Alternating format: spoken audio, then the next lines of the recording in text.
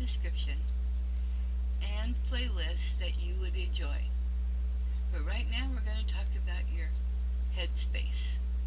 Yes, it's been said that being a prepper is a survival technique. And if you're caught in a situation where you actually need a survival skill, and most importantly, the most important one is your attitude. Yes, the most important one is your attitude. By attitude, I mean how you feel about what you're doing. It is a survival skill, and you need to keep your wits about you. You need to have a clear mind and put it in your head that I'm going to get this done.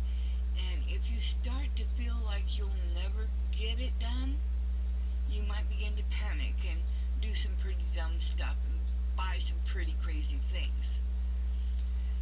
You may start acting childish. Survival situations, like prepping, will call on your primal instincts.